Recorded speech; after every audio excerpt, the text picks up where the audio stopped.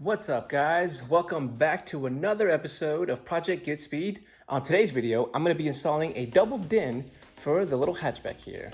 Let's get started.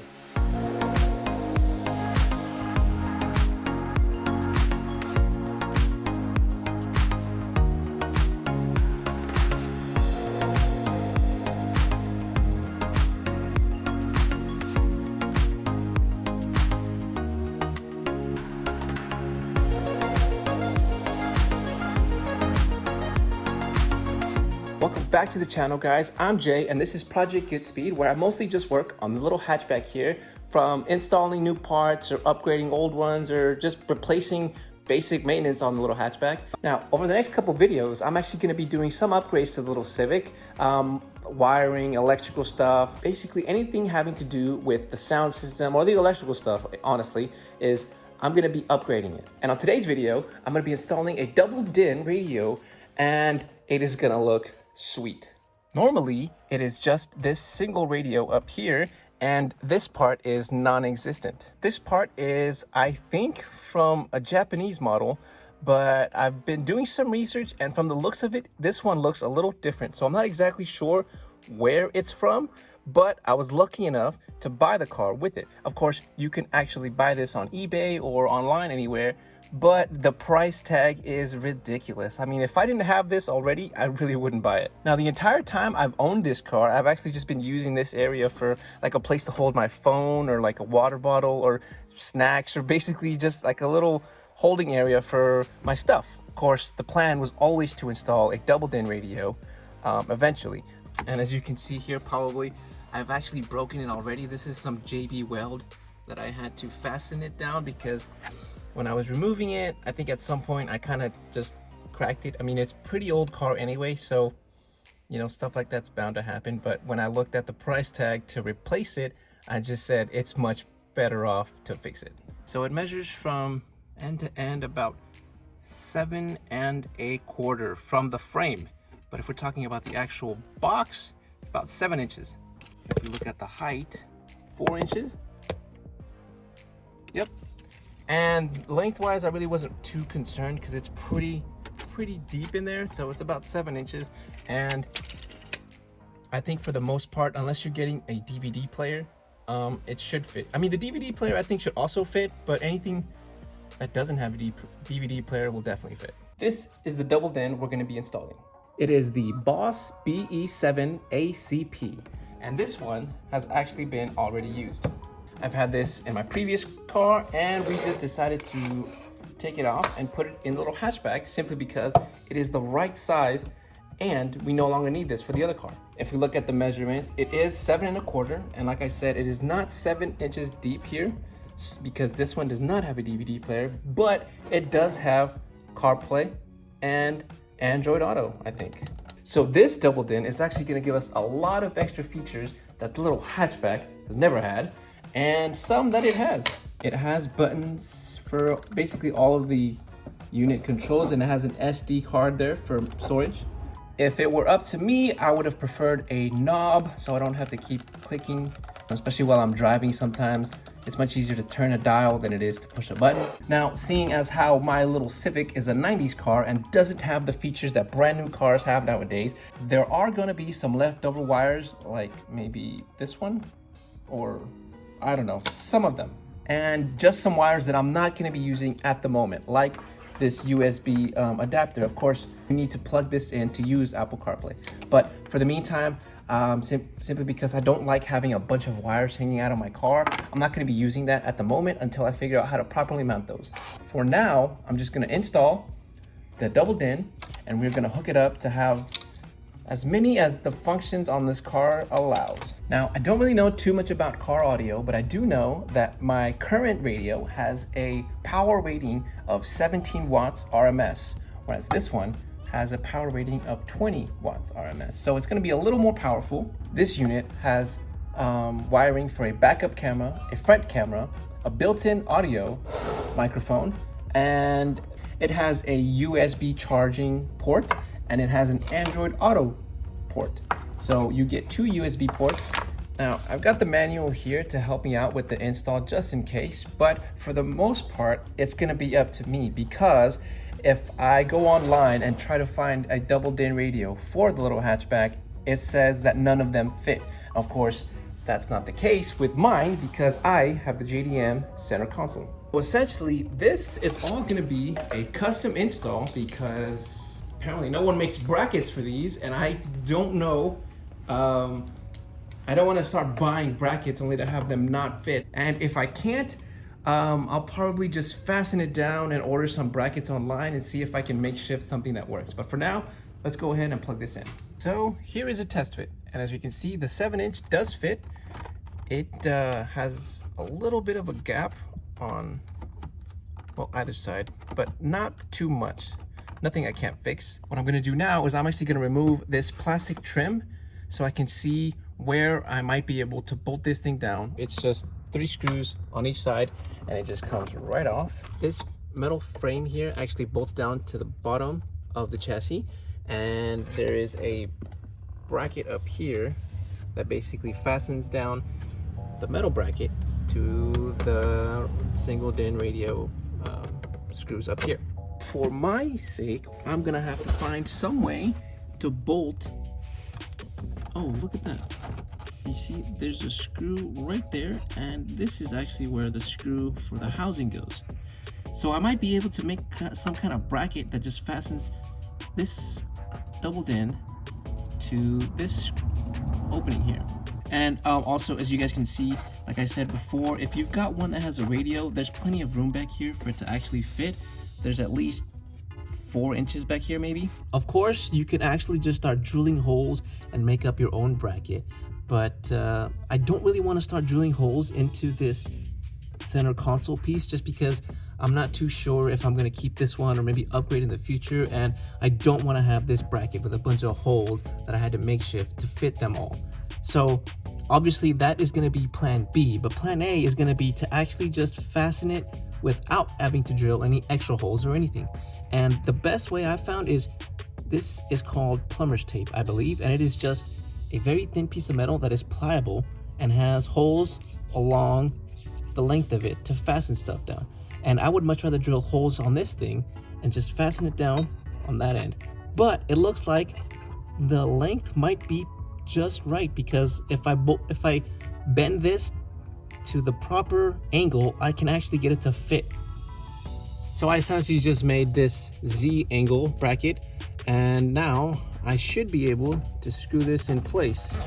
Oh no, that might be off a little bit. I basically extended the circular hole into a more oval one so I can slide it back and forth and adjust the angle as I try to bolt this on. That should do it. You guys probably can't see it all that well from the angle, but there is plenty of room, and not to mention I could just flatten out the bracket a little bit more so it can extend further out. I'm just gonna go ahead and make another bracket just like that one, and then I'll be ready to actually fasten this thing in. Man, it's gonna look sweet. So all that's left to do now is actually just to unplug the adapter and plug back these wires into the corresponding wires on my adapter kit here. So now all that's left is to match up the colors with the functions, and luckily this BOSS radio actually has them pre-labeled. If that isn't simple enough, the colors are also color coordinated, and that is just gonna make things easier. So I'm gonna go ahead and just attach it, and we can go ahead and mount this thing. I am seriously considering using soldering because removing that tape was a hassle. I just gave up on some of them and just started pulling. Let's go ahead and tidy things up and install this thing.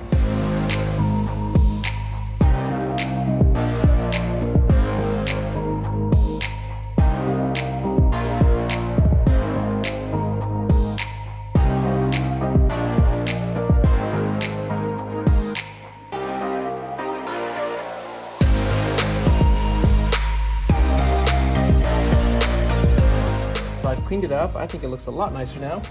I don't want to go ahead and just start taping these up just because I might damage them, or like that one already damaged. I don't want to go ahead and pull them off if the tape ever does need to come off. And I just zip tied all of my unused wires together, and now this thing should be ready to just bolt right in. Let's go ahead and throw it in.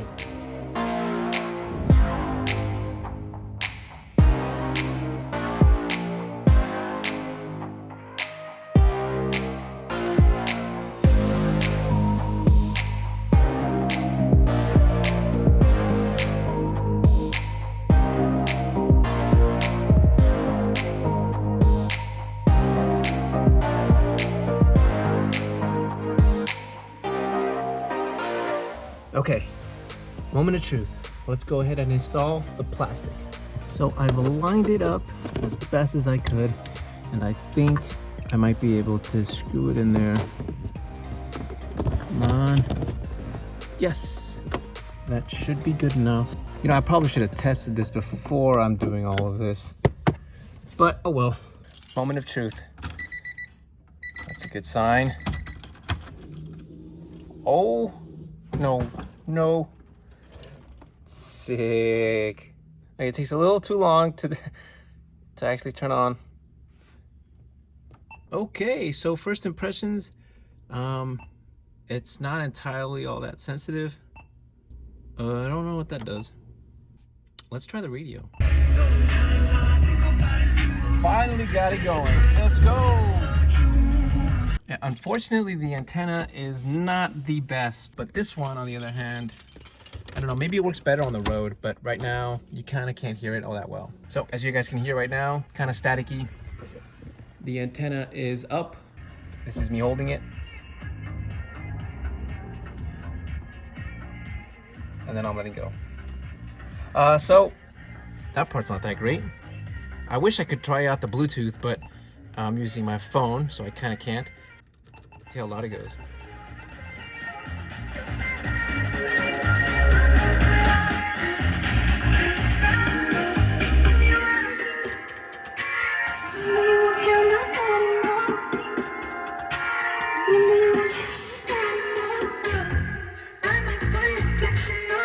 Get to the bass. There's no bass. But that one's on me. That one's on me. There's no bass yet, but for now, that's gonna do. Man, I really love having this JDM center console. Let's see, no, doesn't get in the way of shifting.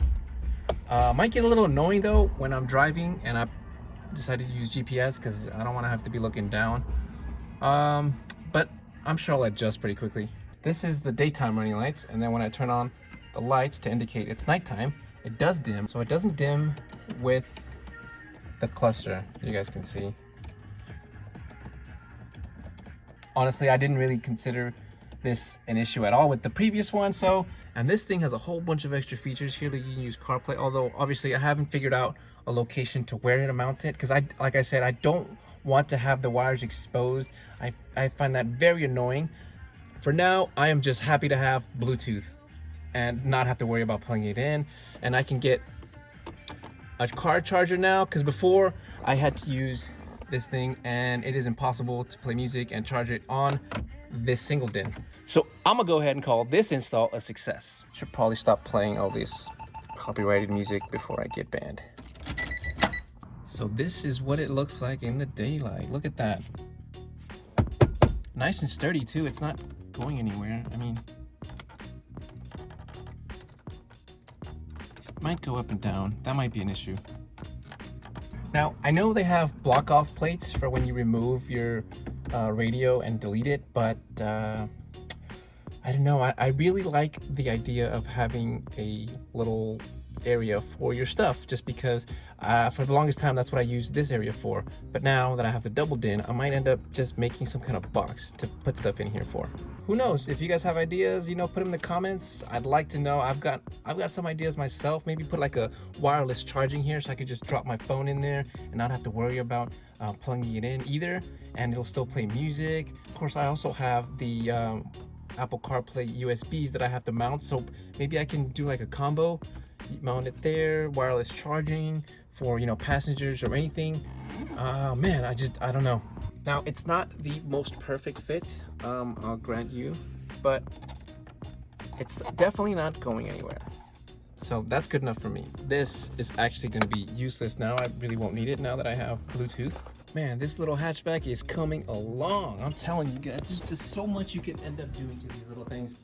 So we have just installed the double DIN on the little hatchback, and I gotta say, I am really impressed. Not so much with the unit, but just the fact that I've got a double DIN in a car that is not meant to have one. Now, this install really wasn't all that complicated, except for the fact that I had to find some way to mount the thing. And I gotta say, it is not as secure as it is supposed to be because I only fastened it from the sides. I didn't actually fasten it from the bottom or the top, so it can still move up and down, which is an issue that might need to be addressed simply because the car is lowered. Potholes and all might cause it to shift a little bit, so that's going to be annoying. But for the most part, yeah, I mean, it's not going to move drastically and it's not going anywhere. It's not going to fall in and it's not going to suddenly just fall out, but it might shift a little bit up and down. Now, this is just a personal preference, but the antenna is a little annoying. It doesn't work. Sometimes I don't know, maybe your phone's dead or something, or you just want to click on the radio. Might be an issue. Hopefully it's not, but it is an issue in the garage. Hopefully when I'm on the road, that fixes itself. This unit costs a little bit over $200. I want to say probably with taxes about $250. But it does have a lot of optional extras. Like I said, you can, it has a microphone. It does come with the kit. I just didn't install it because it's still in the other car and I was too lazy to remove it. I could just order a new one anyway. And it does have the option for a backup camera. It has the option for a front camera. But for me, the double din was good enough because the speakers that I have right now are not that great. If I'm being honest, they are very old and I bought them when I had no idea and no business buying these speakers. I honestly just picked them up and threw them on there. Now, in terms of installing the actual unit in the dash, it was relatively simple. I have another video on how to install the wire harness on your car. And I actually did that so that this would be a lot simpler because my previous wire harness was all tangled up and just a mess and looked very, very unsafe and unreliable. In that video, I also had to rewire the entire car of speakers because, like I said before, I had no business buying those speakers and I just bought them, picked them up with any wire cable, and I essentially used the same wire, at least look-wise. It was exactly the same color. So once you get under the radio to figure out which is the left, the right, the front, the rear, they're all the same color, and it was not good. So that's gonna be it for this video, guys. I hope you liked the content, and if you're interested in seeing how much more I can get done on the little hatchback, like, comment, and subscribe if you guys want to see the car audio upgrades I've got planned for the little hatchback.